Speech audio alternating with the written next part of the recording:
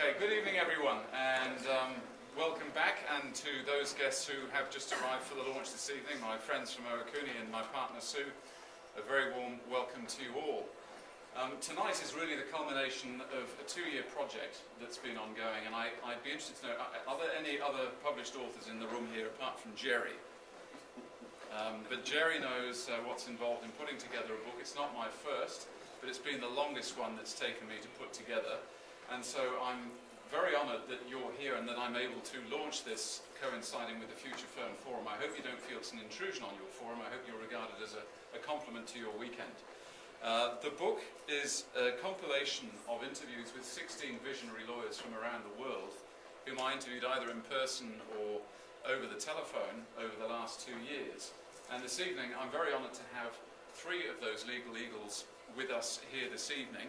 We have my special guest for the evening, Peter Williams QC, who needs no introduction for New Zealand lawyers, but for those from overseas, Peter is a distinguished silk with many years' experience of representing people in some very high-profile cases.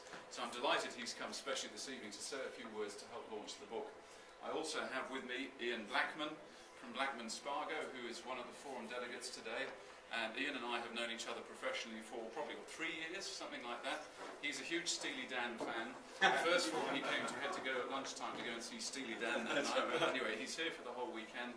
And last but by no means least, Joy Kingsley, who's made the very special effort of coming out from the United Kingdom to present to you all this afternoon and join us here at the launch as well this evening. So a very warm welcome. Please give these people a round of applause.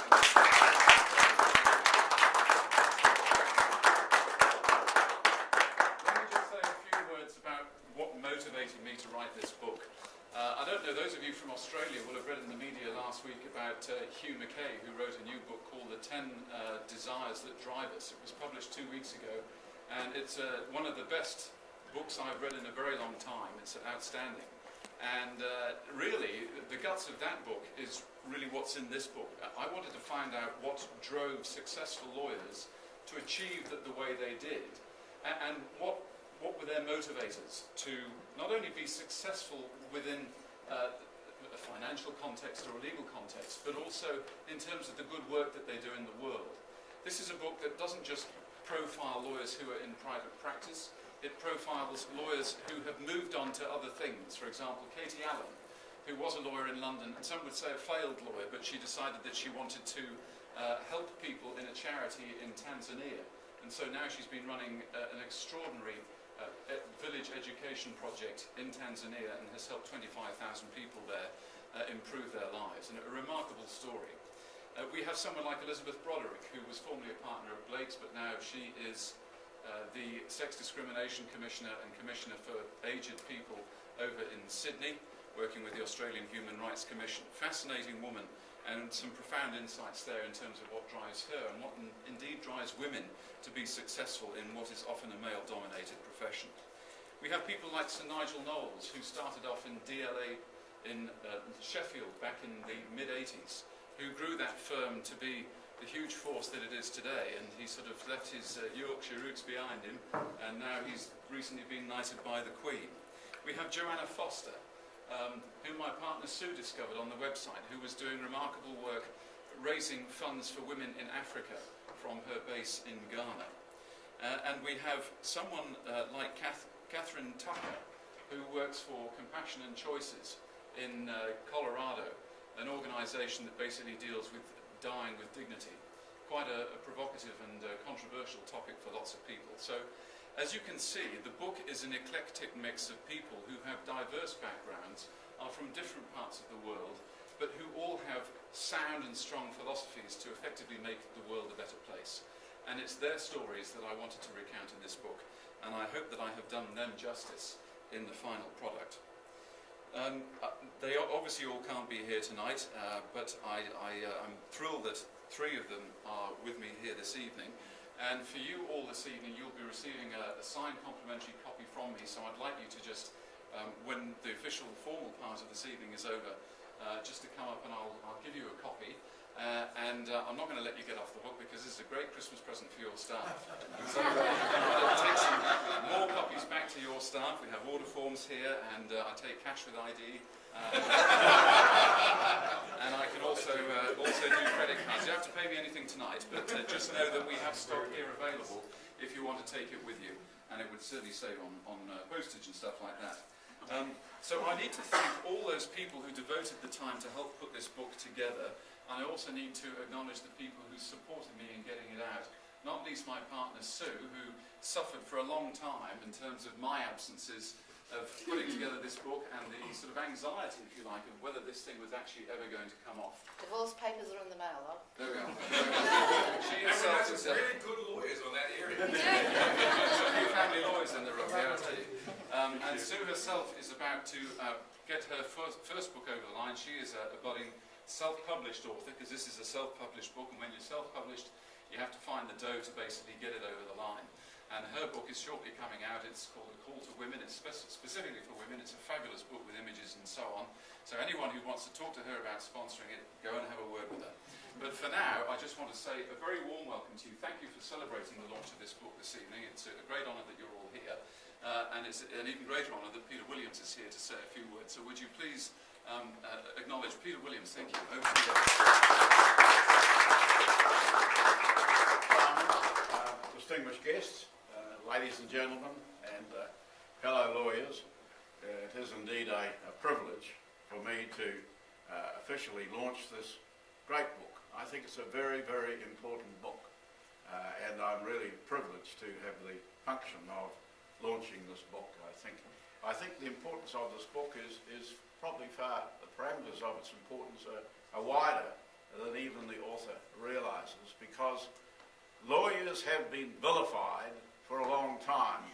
They've been vilified by the writers, and they've been vilified by current people. They've been vilified by talkback hosts in particular, many of whom are failed lawyers themselves. Regardless of what the ethos of the lawyer is, it's good to have an overview and a combination and a coalition. Whether you're a corporation lawyer, whether you're a taxation lawyer, or whether you're in the Himalayas, or whether you're in Africa, whether you're a trial lawyer in Chicago, or whether you're a humble pleading legal aid lawyer in Auckland, this book brings it all together, because we are all lawyers together, and we've been vilified, we've been attacked, and here now is something in reply.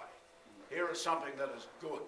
Here is something that takes the essentials of being a lawyer, of serving the public, of bringing corporate structures together and giving them proper advice, of helping people who are in very, very dire straits and helping them in their defence.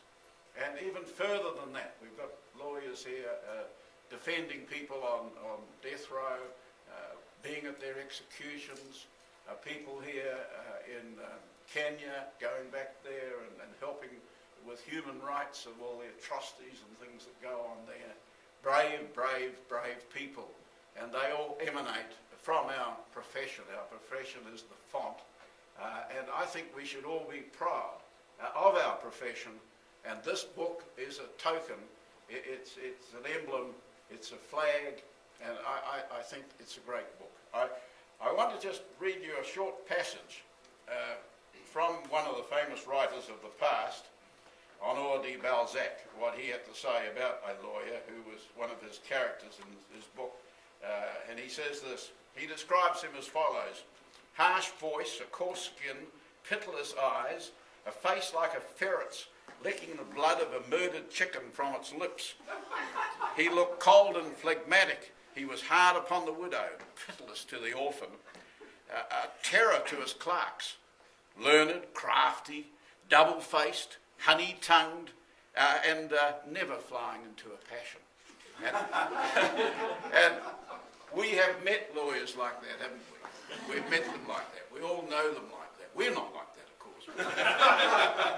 And we know, of course, and I don't want to in any way be impolite or anything, but we know that some of them have become judges.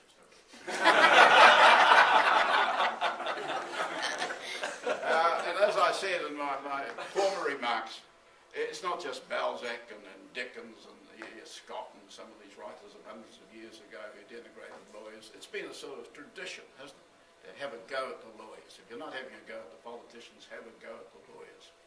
And now we see this magnificent book, and I really think that this has a place in literature. It's something that the profession should be proud of. It's something that we should all support. It's something that we should applaud, and something that we are proud of. We are proud to be lawyers. We are learned people.